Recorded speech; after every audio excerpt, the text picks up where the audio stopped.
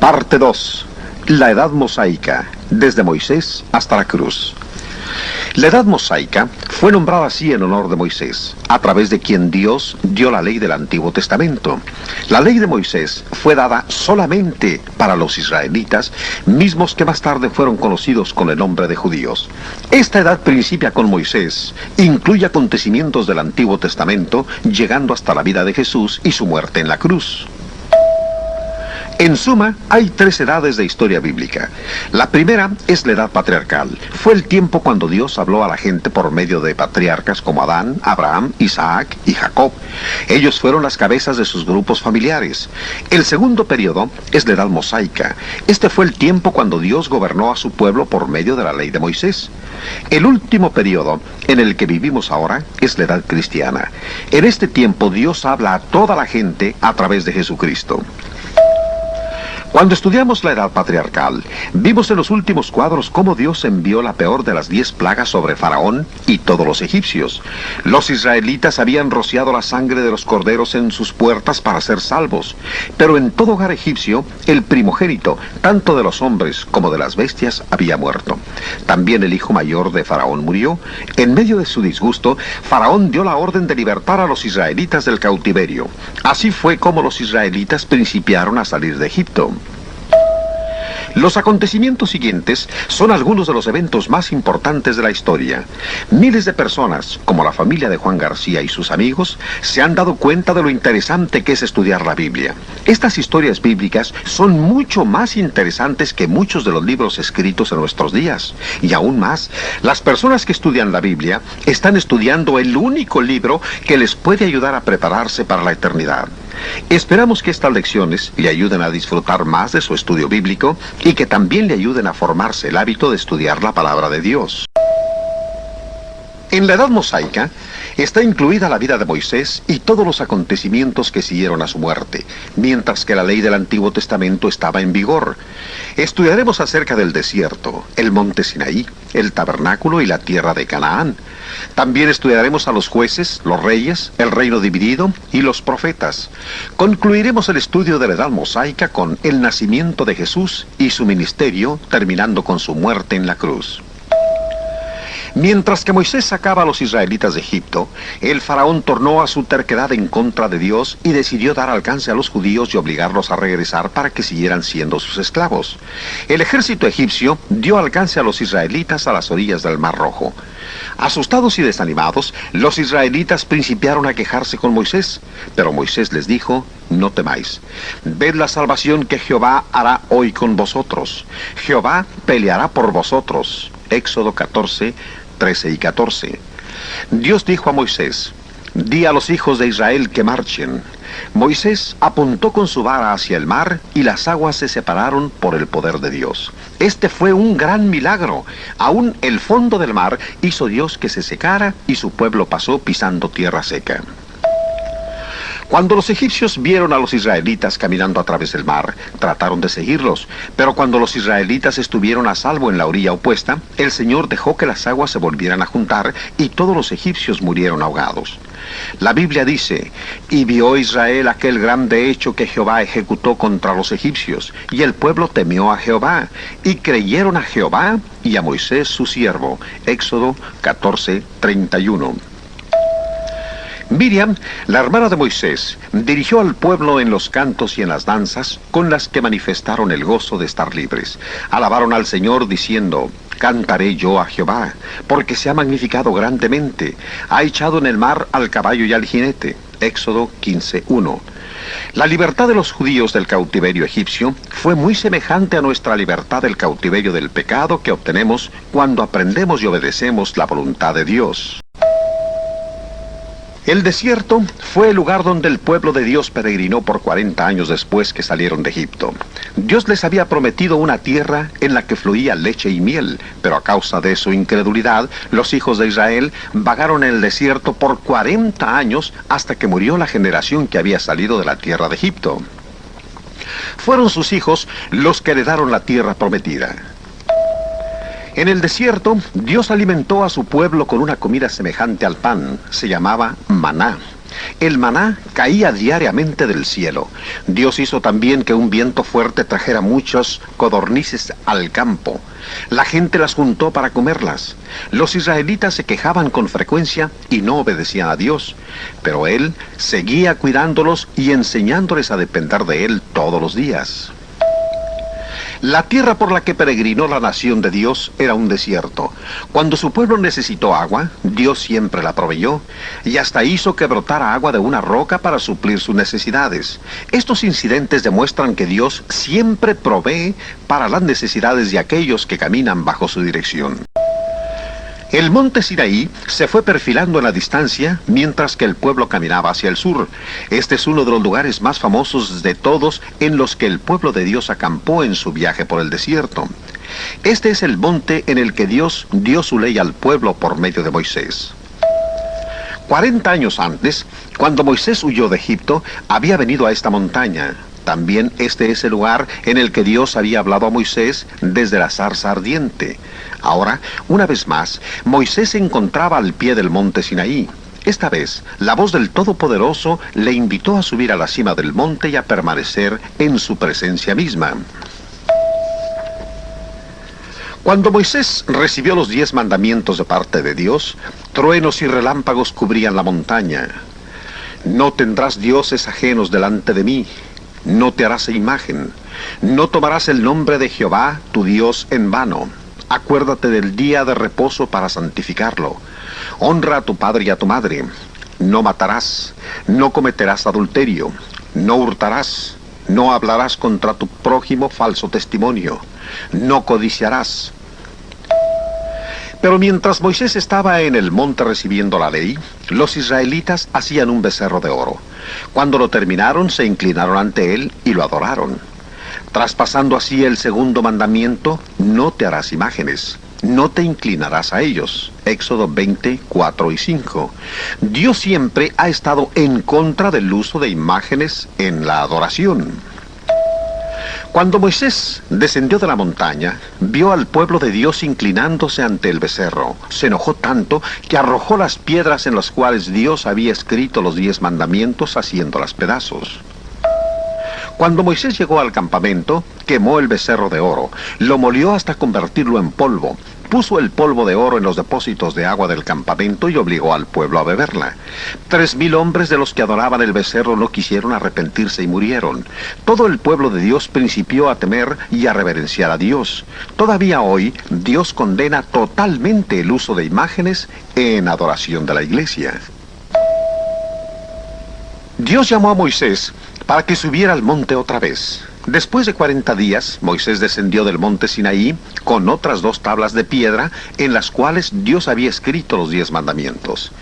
Estas leyes del Antiguo Testamento fueron dadas a los judíos. Moisés dijo también a los judíos que un profeta como él sería enviado por Dios en el futuro. Hablaba acerca de Jesucristo, quien un día sacaría al pueblo de la esclavitud del pecado. Esto significa que la voluntad de Dios para nosotros se revela no por medio de Moisés y el Antiguo Testamento, sino por medio de Cristo y el Nuevo Testamento. El tabernáculo era la casa de adoración judía. Esta fue la primera casa de adoración autorizada por Dios. El tabernáculo era el centro alrededor del cual las 12 tribus de los israelitas levantaban sus tiendas cuando acampaban en su viaje por el desierto. Un pilar o una columna de fuego se mantenía sobre el tabernáculo en la noche y una nube durante el día, mostrando así que Dios estaba cerca. Pero hoy, Dios habita por la fe en los corazones de los cristianos. Moisés vigiló con mucho cuidado que el tabernáculo fuera construido exactamente de acuerdo a las instrucciones que Dios le había dado en el monte Sinaí.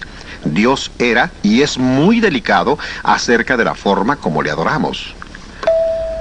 Por los materiales tan caros que se usaron en la construcción del tabernáculo, este debe haber tenido un alto valor monetario. El pueblo de Dios quería dar tanto que Moisés tuvo que pedirles que dejaran de traer su oro y su plata. Todavía hoy los cristianos deben de dar para la causa del Señor con corazones bondadosos cuando se reúnen para adorar a Dios cada domingo. Algunas sectas religiosas no siguen los métodos de Dios en cuanto a la ofrenda para su obra. Ellos reúnen dinero con subastas, cenas, juegos y varias formas de apuestas. Todo esto en nombre de la religión. Había algunos muebles dentro en los dos lugares del tabernáculo. Dentro del primer lugar estaba el altar del incienso. Cuando el sacerdote quemaba el incienso sobre esta mesa, se desprendía un olor de perfume. El quemar incienso para adorar a Dios era solamente una ley del Antiguo Testamento. Dios nunca ha ordenado que se use en la adoración cristiana. Hoy, en la edad cristiana, la Biblia enseña que cada cristiano es un sacerdote. Primera de Pedro 2:5, y que nuestras oraciones son un olor grato delante de Dios. Apocalipsis 5:8. Un día, dos sacerdotes del Antiguo Testamento, Nadab y Abiú, quemaron como incienso madera que Dios no había ordenado y fueron castigados con fuego que descendió del cielo hasta consumirlos. Dios había ordenado una madera especial para que se quemara como incienso. Estos sacerdotes la sustituyeron por otra que Dios no había ordenado. Este ejemplo nos enseña que debemos adorar a Dios exactamente como Él nos ordena en el Nuevo Testamento, y no en la forma que nosotros u otra persona pueda escoger. La segunda pieza del mobiliario en el primer lugar del tabernáculo era el candelabro, el cual sostenía 7 lámparas. Estas lámparas eran encendidas todas las tardes como parte de la adoración del Antiguo Testamento. Dios nunca ha ordenado que velas o candelabros se usen en la adoración cristiana. Hoy nosotros tenemos su palabra como lámpara que alumbra nuestro camino al cielo. Los cristianos deben estudiar la Biblia diariamente. La tercera pieza del mobiliario era la mesa de la proposición. El pan que se ponía en esta mesa lo comían solamente los sacerdotes como parte de su adoración. Cada día de reposo, o sea, el sábado, se ponía pan nuevo sobre la mesa. Hoy, en lugar del pan de la proposición, los cristianos toman la cena del Señor cada día del Señor. Este es el domingo. Puesto que el Nuevo Testamento enseña que todos los cristianos son sacerdotes, cada cristiano puede participar tomando la cena del Señor. Los dos lugares en el tabernáculo se llamaban, uno, el lugar santo, y el otro, el lugar santísimo. Un velo pendía formando una cortina entre los dos lugares. El único ser con acceso al lugar santísimo era el sumo sacerdote. Entraba solamente una vez por año para ofrecer a Dios sacrificio por el pecado, por él y por el pueblo. Más tarde, cuando Jesús estableció su iglesia, Él vino a ser el único sumo sacerdote de Dios. Cada cristiano es un sacerdote que puede dirigirse a Dios directamente por medio de Jesucristo, quien es nuestro sumo sacerdote. Primera de Timoteo 2:5. Por lo consiguiente, Dios no aprueba en nuestros días sacerdotes especiales en la iglesia vistiendo vestiduras especiales y llevando títulos especiales tales como Padre. Mateo 23, del 5 al 9. La cuarta pieza del mobiliario del tabernáculo y la única pieza del lugar santísimo era un cofre de madera cubierto con oro. Esta era el arca del pacto. El arca contenía las tablas de piedra en las que los 10 mandamientos habían sido escritos, un recipiente con maná debidamente preservado y la vara de Aarón, la cual había florecido milagrosamente de la noche a la mañana. La parte superior del arca se llamaba el asiento de la misericordia. Era aquí donde el sumo sacerdote rociaba la sangre de los animales como ofrenda por el pecado, ofrenda hecha a Dios una vez por año durante la edad mosaica. Pero ahora Jesús, nuestro sumo sacerdote, ha entrado al cielo, el verdadero lugar santo, y ha ofrecido su propia sangre para perdón de todos nuestros pecados. Y no por sangre de machos cabríos ni de becerros, sino por su propia sangre, entró una vez para siempre en el lugar santísimo, habiendo obtenido eterna redención. Hebreos 9:12. Este versículo de la Biblia nos enseña que la sangre de Cristo continúa realizando el perdón de los cristianos año tras año. Después de la muerte de Jesús, ya no se ofrecieron más sacrificios de animales. Hoy, las personas pueden ser salvas por el poder perdonador de la sangre de Jesucristo. El altar de los holocaustos estaba enfrente del tabernáculo. Los animales sacrificados se quemaban sobre este altar diariamente. El sumo sacerdote también sacrificaba un macho cabrío sobre este altar una vez al año, en el día de la expiación. Él llevaba la sangre del macho cabrío al lugar santo para ofrecerla por sus pecados y los pecados del pueblo. En este cuadro, el artista muestra algunas de las herramientas usadas por los sacerdotes. También podemos ver las largas varas usadas para llevar al altar cuando los israelitas tenían que viajar. Los sacerdotes del Antiguo Testamento se lavaban las manos y los pies en la fuente, un recipiente hecho de bronce que estaba a la entrada del tabernáculo. Hoy, nosotros debemos ser lavados por la sangre de Cristo antes que Dios nos permita entrar a su iglesia. El tabernáculo del Antiguo Testamento, con sus lugares separados y su mobiliario, era un lugar físico de adoración. El tipo de adoración del tabernáculo era estrictamente para los judíos durante los tiempos del Antiguo Testamento. Hoy, Dios no aprueba el uso de altares especiales, ropas especiales, velas, imágenes o cosas parecidas en la adoración de la iglesia. Todos estos fueron eliminados cuando Jesucristo estableció su iglesia. Más tarde, el pueblo de Dios aprendió que la adoración del tabernáculo debería estar unida a la confianza diaria en Dios. En un lugar llamado Cades Barnea, el pueblo lleno de desaliento se quejó en contra de Dios. Dios envió serpientes venenosas para mostrarles su desagrado por su falta de fe. Muchos de los israelitas murieron.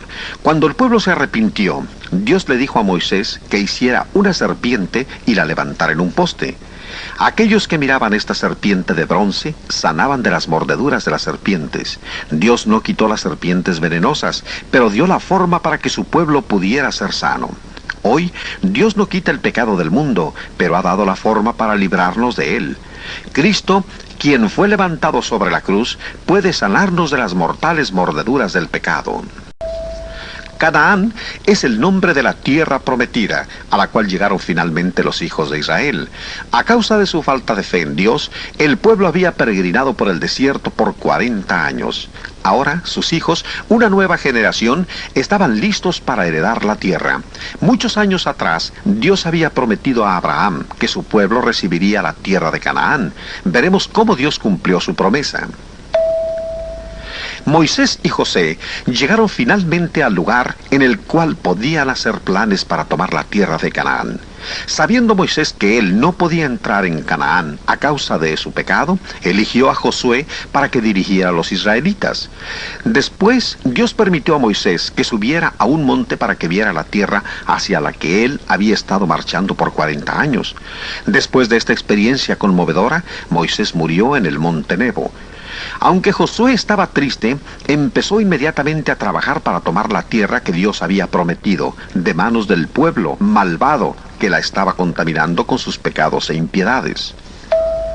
Como preparación para tomar la tierra prometida, Josué envió 2 espías a Jericó. Rahab, una moradora de Jericó, escondió a los espías cuando estaban en peligro de ser capturados y también los ayudó a escapar. Aunque no era judía, esta valiente mujer de los gentiles se convirtió en una creyente de Dios. Ella y su familia no fueron dañadas cuando tiempo más tarde los israelitas capturaron la ciudad. Josué y el ejército israelita esperaban los informes de los espías, quienes pronto regresaron con estas buenas noticias. Jehová ha entregado toda la tierra en nuestras manos, y también todos los moradores del país desmayan delante de nosotros. Josué 2:24. Habiendo recibido tan buenos informes, Josué puso en marcha el ejército y a todo el pueblo hacia las riberas del Jordán, donde acamparon por 3 días. Todo lo que separaba ahora a Israel de su tierra prometida era el río Jordán, que estaba crecido por las fuertes lluvias. En el cuarto día, Josué dio la orden a los sacerdotes de llevar el arca del pacto hacia el crecido río tal como Dios lo había ordenado. Cuando los pies de los sacerdotes tocaron el agua, Dios hizo que las aguas se separaran y todos los israelitas cruzaran sin peligro pisando en tierra seca. La generación original de israelitas que 40 años atrás había salido del cautiverio egipcio había muerto en el desierto a causa de su falta de fe. Ahora sus hijos, confiando en Dios, cruzaron el río Jordán, derrotaron a los canaanitas y se establecieron en la tierra prometida antes de que Josué muriera. La palabra jueces se refiere a los únicos gobernadores y dirigentes militares que los israelitas tuvieron por 300 años después de la muerte de Josué. Los israelitas estaban unidos bajo la dirección de Dios, pero sin tener un gobierno central. Dios seleccionaba un juez para su pueblo cuando había necesidad de unirse en contra de sus enemigos. Todos estos eventos se encuentran registrados en el libro de los jueces. La idolatría entre los israelitas era la principal razón por la cual Dios permitía que los enemigos de su pueblo los vencieran tan frecuentemente. Pero cuando su pueblo se arrepentía, Dios enviaba un juez para que los liberara. Uno de los jueces más extraordinarios fue una mujer llamada Débora. También era profetisa, es decir, una mujer que habla por Dios. Con la dirección de Débora, Dios salvó a su pueblo cuando eran oprimidos por los canaanitas. El último juez de Israel fue Samuel. Ana, la madre de Samuel, había estado casada varios años con Elcana, pero estaba triste porque Dios no le había dado un hijo. Ella prometió a Dios que si él le daba un hijo, ella lo dedicaría al servicio del Señor toda su vida. Dios bendijo su fe y le dio un hijo a quien ella puso el nombre de Samuel. Ana cumplió su promesa hecha a Dios. Trajo a Samuel y lo dejó con Elí, aunque esto era muy difícil de hacer para una madre. Ella mostraba su amor por su hijo, trayéndole una túnica nueva cada año cuando venía al templo. Samuel permaneció con Elí para ser enseñado a desempeñar el servicio del Señor. Una noche, cuando todavía Samuel era un jovencito, Dios le habló para darle un mensaje para Elí. Esto demuestra que Samuel era mensajero de Dios, quien recibía mensajes directamente de Dios para ser entregados a los hombres, era llamado profeta. Samuel fue el primero en la larga línea de los profetas que proclamaron el mensaje de Dios entre su pueblo. Después de los jueces, los reyes fueron los siguientes gobernadores del pueblo de Israel. Los israelitas habían estado unidos por muchos años bajo la dirección de Dios. Finalmente principiaron a implorar pidiendo un rey para que los guiara y ser semejantes a las demás naciones. El Señor estaba disgustado por sus peticiones porque demostraban que ellos no tenían suficiente fe en su dirección. Al pedir un rey, los israelitas estaban rechazando la dirección de Dios. Debido a que el pueblo de Dios seguía insistiendo en tener un rey terrenal, Dios escogió al mejor hombre de entre ellos. Le dijo a Samuel que ungiera a Saúl, el hijo de Cis, para ser el primer rey de Israel. Saúl tenía todas las características de un gran caudillo. Era alto y fuerte, lo cual casi siempre inspira confianza en otros, y aunque era muy valiente, también era muy humilde. Al principio de su reinado, era un buen hombre y un rey excelente. Saúl encabezó su ejército en contra de los enemigos del pueblo de Dios y ganó batalla tras batalla. Pronto se convirtió en un rey poderoso y popular, pero también perdió su dignidad y pecó desobedeciendo los mandamientos de Dios. Cuando Samuel reprendió a Saúl por sus pecados, él imploró perdón, pero ya había ido muy lejos en su desobediencia.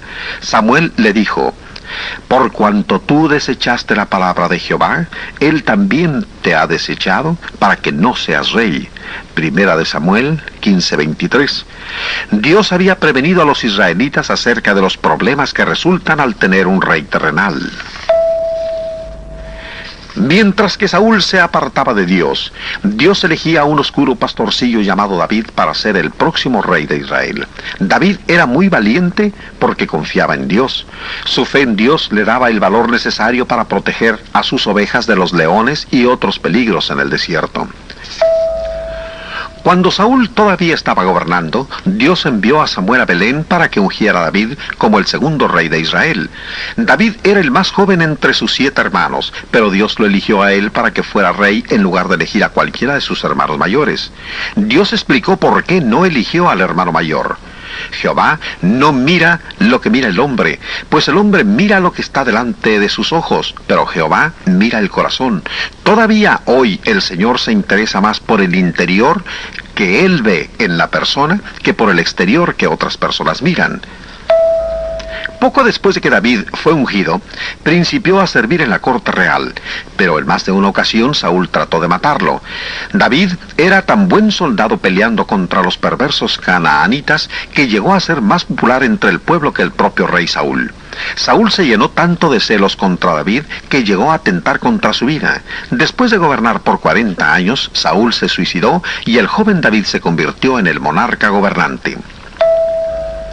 El rey David gobernó al pueblo de Dios durante los 40 años siguientes. Era un gobernador dedicado y efectivo. Su pueblo le amaba y le respetaba. David fue también músico excelente y poeta inigualable.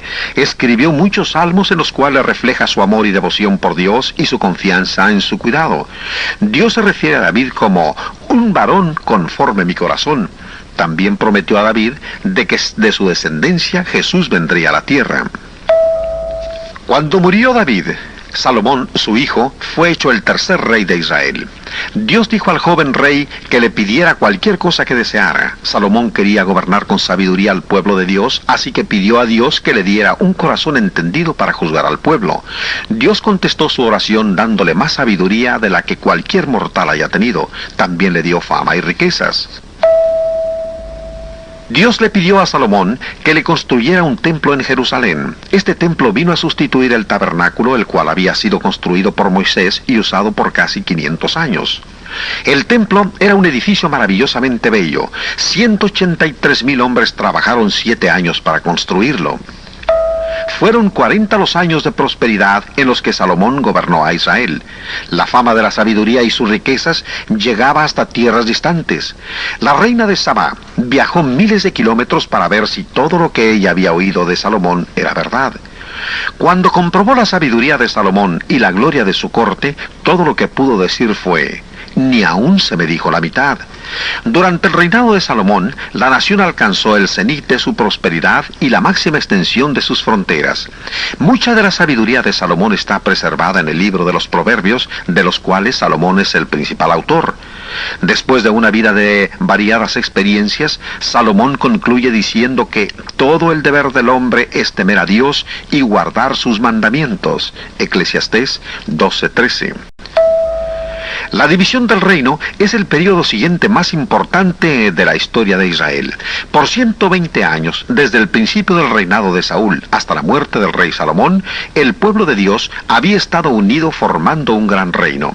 Después que murió Salomón, los israelitas se dividieron formando 2 naciones, Judá e Israel, las cuales continuamente pelearon entre sí. La división entre el pueblo de Dios pronto apareció cuando Roboam, hijo de Salomón, empezó a gobernar el pueblo. Roboam era muy orgulloso y egoísta. Rechazó el consejo sabio de los ancianos, quienes le aconsejaron para que fuera un servidor del pueblo de Dios. Pero siguió el consejo de los jóvenes de poca experiencia. Estos aconsejaron a Roboam que impusiera más tributos que los que Salomón puso y que mostrara al pueblo que en todas formas él iba a gobernarlos como le agradaba. Roboam aceptó el consejo de los jóvenes y conforme a ellos se condujo. Debido a la arrogancia y testarudez de Roboam, 10 de las 12 tribus se rebelaron y formaron un reino separado en la parte norte de Palestina. Llamaron Israel a este reino y eligieron a Jeroboam por rey. Roboam siguió gobernando sobre las 2 tribus restantes en el sur de Palestina. Esto fue el reino de Judá. Para evitar que las 10 tribus de Israel regresaran a Judá para adorar en Jerusalén, Jeroboam puso 2 becerros de oro en las ciudades de Dan y Betel. También nombró un nuevo grupo de sacerdotes y apuntando hacia los becerros de oro dijo: He aquí tus dioses, oh Israel, los cuales te hicieron subir de la tierra de Egipto. Primera de Reyes 12:28. De aquí en adelante, la idolatría se practicó en Israel libremente. Judá e Israel permanecieron divididos y ambos continuaron en pecado hasta que finalmente fueron derrotados y hechos esclavos por sus enemigos. Israel fue capturado por los asirios. Poco más tarde, el reino de Judá fue capturado por los babilonios. Los profetas eran predicadores inspirados por Dios, enviados a su pueblo para llamarlos del pecado y para decirles del tiempo glorioso que vendrían cuando Dios enviaría a la tierra a Jesús, el Mesías. Todos los profetas de Dios predicaron a su pueblo. Algunos también escribieron sus mensajes. Los últimos 17 libros del Antiguo Testamento contienen mensajes de algunos de estos profetas. Isaías fue uno de los profetas más grandes. Aunque vivió 750 años antes que Cristo dejara el cielo para venir a la tierra, predijo muchas de las cosas que sucederían cuando Cristo viniera a la tierra. Por ejemplo, dijo que Dios establecería un nuevo reino, no solamente para los israelitas, sino para toda la humanidad. Debido a que Isaías predijo muchos de los acontecimientos en la vida de Cristo el Mesías, algunas veces es llamado el profeta mesiánico.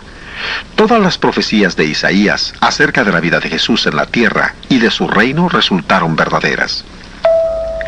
Daniel, otro profeta famoso, es probablemente mejor recordado como el hombre que fue arrojado en el foso de los leones. Dios lo protegió cerrando las bocas de los leones.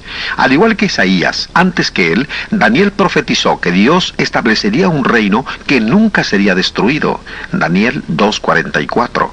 Jesús enseñó que ese reino es su iglesia. Mateo 16:18 y 19. Juan García, como muchos otros, está interesado en estudiar los escritos de los profetas del Antiguo Testamento.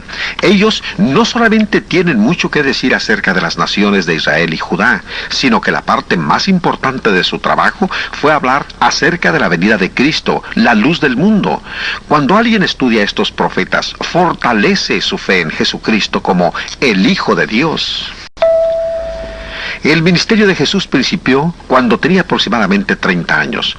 Él vivió y murió en el período mosaico de la historia bíblica y fue la única persona que cumplió perfectamente la ley de Moisés. Jesús caminó poco más de 100 kilómetros desde Galilea hasta Betábara para ser bautizado por Juan en el río Jordán. Después de que él fue sumergido, ascendió de las aguas. Marcos 1:10. La palabra griega, bautizo, la cual usó Marcos cuando escribió acerca del bautismo de Jesús, significa sumergir.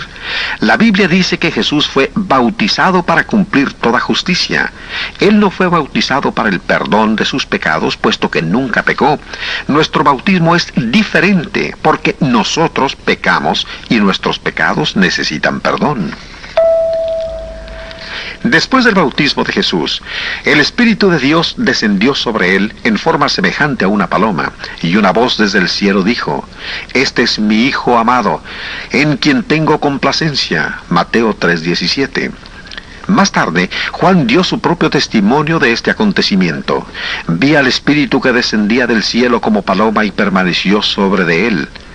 Y yo no le conocía, pero el que me envió a bautizar con agua, aquel me dijo: sobre quien veas descender el Espíritu y que permanece sobre él, ese es el que bautiza con el Espíritu Santo. Y yo le vi y he dado testimonio de que este es el Hijo de Dios». Juan 1, del 32 al 34. En el principio de su ministerio, Jesús eligió a 12 hombres de diferentes ocupaciones para prepararlos para que fueran sus apóstoles y guiaran su pueblo. Puesto que Jesús pronto regresaría a su Padre Celestial, estos hombres se necesitarían sobre la tierra para extender su evangelio. Más tarde, Jesús envió al Espíritu Santo para que guiara a los apóstoles, de tal manera que cuando ellos predicaran o escribieran la doctrina de Cristo, no cometieran errores. En esta forma, Dios ha dado a la humanidad una revelación plena y completa de su voluntad. Lo que los apóstoles escribieron, nosotros podemos leerlo hoy en la parte de la Biblia conocida como el Nuevo Testamento. Jesús tenía poder de Dios para hacer milagros con los cuales demostraba que Él es el Hijo de Dios. Su primer milagro fue convertir el agua en vino. De esta manera mostró su poder divino sobre la naturaleza. Sanó a los enfermos, a los paralíticos y a los ciegos. Tenía el poder para saber lo que la gente pensaba sin necesidad de que la gente dijera cosa alguna. Jesús mostró su poder divino sobre todas las cosas, hasta resucitó muertos, para que creáis. Juan 20:31. Al efectuar milagros por el poder de su Padre Celestial, Jesús demostraba una y otra vez que Él es el Hijo de Dios. Jesús, el Maestro por excelencia, predicó muchos sermones y enseñó muchas lecciones. Algunas veces predicó a grandes multitudes, otras veces enseñó solamente a una persona. Jesús se refirió a sí mismo como el buen pastor, quien cuida no solamente de las 99 ovejas que están seguras en el redil, sino que también ama y va en busca de la oveja solitaria extraviada. Lucas 15, del 3 al 7. Siendo Jesús el buen pastor, estaba dispuesto a dar su vida por sus ovejas. Juan 10 al 11, 17 y 18. Cuando Jesús habla de sí mismo como el buen pastor, muestra su gran amor por todas las personas. Jesús enseñó a la gente acerca de Dios y del cielo usando objetos familiares los cuales podían verse sobre la tierra. Por ejemplo, usó a las flores para enseñar una lección acerca de la fe. Dijo: «Considerad los lirios del campo, cómo crecen, no trabajan ni hilan, pero os digo que ni aun Salomón con toda su gloria se vistió así como uno de ellos. Y si la hierba del campo que hoy es y mañana se echa en el horno, Dios la viste así, ¿no hará mucho más a vosotros, hombres de poca fe?» Mateo 6, del 28 al 30. Aunque Jesús era amado por la mayoría del pueblo, era envidiado y odiado por los gobernantes. Ellos veían en su justicia sencilla una amenaza a su presuntuoso poder. Ellos creían también que Jesús quería ser un gobernador político sobre un reino terrenal. Esta es la razón por la que los dirigentes judíos predispusieron el ánimo del pueblo en contra de Jesús para matarlo. No se dieron cuenta que lo que verdaderamente estaban haciendo era cumplir el plan de Dios en el que Jesús debía dar su vida como sacrificio final por el pecado. Jesucristo, el Hijo de Dios, murió en la cruz para pagar por los pecados de toda la gente. Ninguna otra persona podía haber hecho esto, porque solamente Jesús era sin pecado. Esto es por lo que solamente Él podía darse a sí mismo por los pecados de los demás. Dios nos ama tanto que dio a su Hijo único, para que muriera y redimiera a todo hombre y mujer que acepte a Jesús como Señor, muerto para redimirnos. Gracias a Dios por la gracia y misericordia que Dios tiene para con nosotros. Jesús sufrió la agonía de la cruz por los pecados de la gente. Con el sufrimiento de Jesús se cumplieron las profecías que Isaías había escrito 750 años antes. Ciertamente llevó Él nuestras enfermedades y sufrió nuestros dolores. Él herido fue por nuestras rebeliones, molido por nuestros pecados. Isaías 53, 4 y 5. Ante la multitud que gritaba e injuriaba a Jesús, Él oraba: «Padre, perdónalos, porque no saben lo que hacen». La gente no sabía que muchos de ellos pronto lo aceptarían como el Hijo de Dios y como su Salvador. Jesús y 2 ladrones fueron crucificados el viernes por la tarde. En el mismo día, un poco más tarde, vinieron unos soldados para quebrar sus huesos para que murieran antes de las 6 de la tarde, antes de que diera principio el día de reposo de los judíos. Ellos vieron que Jesús ya estaba muerto, así que no le quebraron sus huesos. De esta manera se cumplió otra profecía acerca de Jesús: «No será quebrado hueso suyo». Juan 19, 36. Un soldado clavó su lanza en el costado de Jesús y su sangre se derramó. La segunda parte de la historia bíblica termina con la muerte de Jesús. En el estudio de la Edad Mosaica hemos visto los siguientes puntos: los israelitas en el desierto, el monte Sinaí, el tabernáculo, Canaán, los jueces, los reyes, el reino divino, los profetas, el nacimiento y el ministerio de Jesús. Esta lección termina con la muerte de Jesús, pero en nuestra próxima lección veremos su gloriosa resurrección, su ascensión de regreso a su Padre Celestial para ser nuestro Salvador viviente y el principio de nuestra propia edad cristiana.